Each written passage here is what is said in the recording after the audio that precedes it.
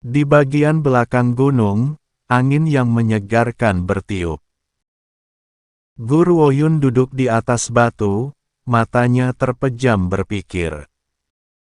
Tiba-tiba dia membuka matanya, pancaran bersinar dalam tatapannya yang seperti permata. Benar, pagoda ilahi kuno. Aku bertanya-tanya bagaimana rasanya sekarang. Hari itu, jika pagoda ilahi kuno tidak menghentikannya, dia akan mati bersama dengan Xiaming, dan bahkan jiwanya tidak akan ditinggalkan. Saat ini, dia masih memiliki kesempatan untuk memasuki daratan Dongyue dan membalaskan dendam ibu dan kakek dari pihak ibu. Namun, pagoda ilahi kuno telah menyatu ke dalam tubuhnya, bagaimana dia akan melepaskannya? Aku akan memikirkannya nanti. Mari kita lihat bagian mana dari tubuhmu di mana pagoda ilahi kuno telah menetap terlebih dahulu. Mengatakan demikian, Guru Woyun menutup matanya, membiarkan kesadaran spiritualnya memindai tubuhnya. Pada titik ini, dia tiba-tiba menemukan bahwa lautan spiritualnya jauh lebih besar dari biasanya.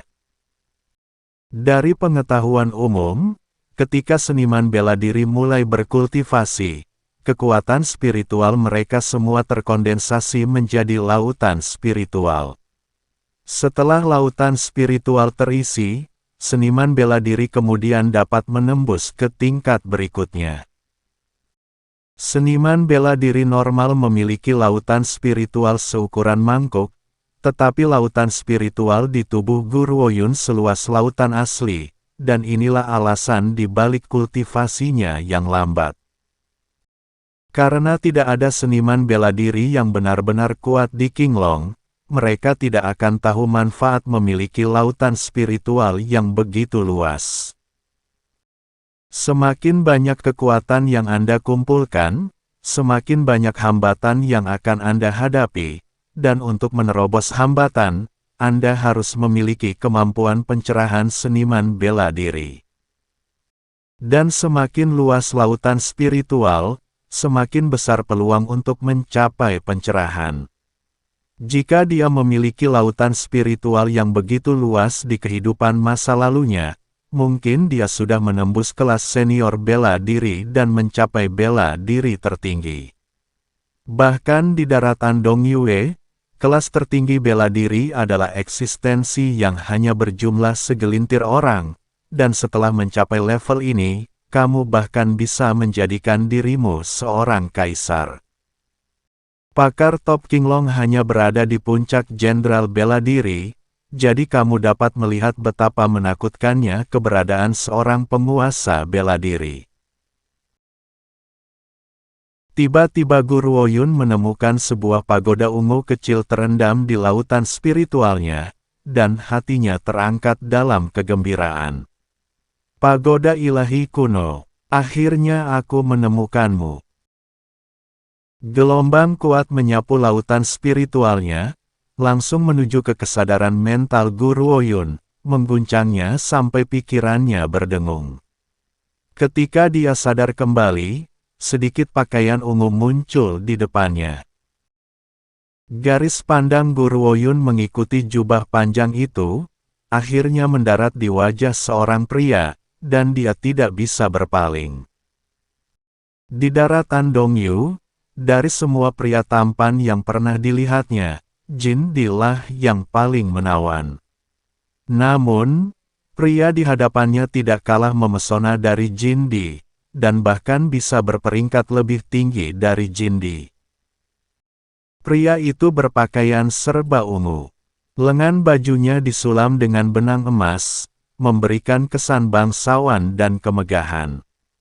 Sebuah kepala rambut hitam bertinta tersebar longgar di punggungnya, dan aroma mempesona melayang dengan angin sepoi-sepoi. Ciri-cirinya begitu indah sampai-sampai segala sesuatu yang lain kehilangan warnanya dalam sekejap. Angin sepoi-sepoi membuat pakaian ungunya sedikit mengalir, latar belakang yang menambah pesona iblis dari api ungu di antara alisnya. Tiba-tiba, pria itu mengangkat tangannya dan angin sepoi-sepoi lewat. Ketika Gu Ruoyun telah pulih, dia sudah jatuh ke pelukannya. Jadi ini tuan yang dipilih oleh pagoda ilahi kuno. Tubuh ini terasa terlalu kurus. Tidak enak untuk dipeluk sama sekali. Gadis, kamu perlu memberi makan diri sendiri dengan benar. Ketika kamu tumbuh sedikit lebih gemuk, datanglah untuk menghangatkan tempat tidurku. Wajah Gu Ruoyun menjadi gelap seketika. Dia mengangkat kakinya untuk menendangnya, siapa tahu yang lain sudah siap, dan bahkan terkekeh saat dia menangkap kakinya. Gadis, kamu kuat di masa lalu. Tapi sekarang kamu hanya udang kecil yang hanya ki level 2. Apakah kamu pikir serangan diam-diam itu akan berhasil padaku? Gu Ruoyun menarik kakinya. Melihat ke arah pria bangsawan tampan di depannya, dia bertanya, "Siapa kamu?"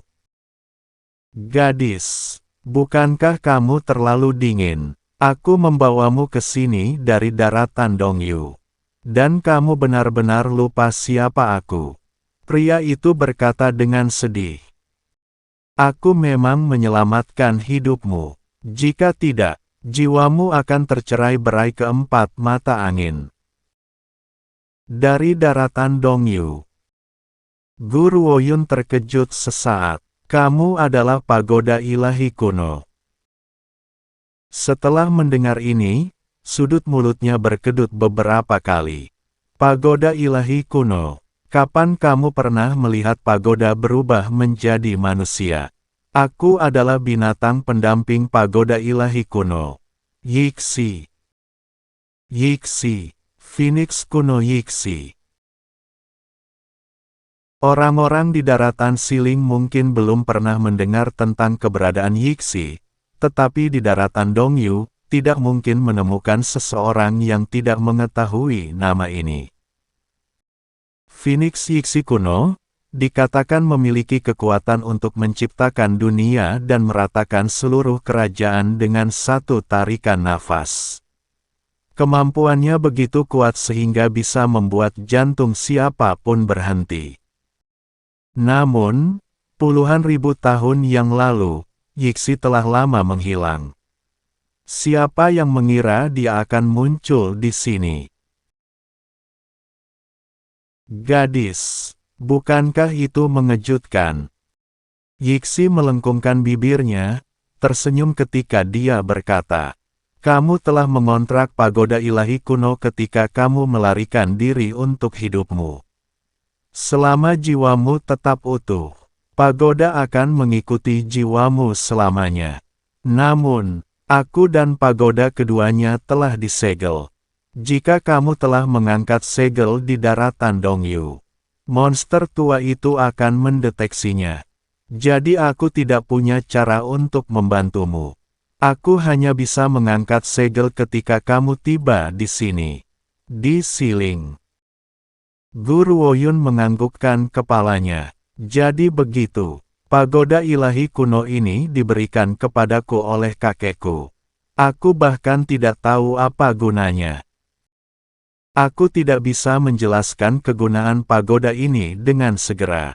Namun, kamu tahu bahwa pagoda ini adalah sesuatu yang ditinggalkan sejak zaman kuno.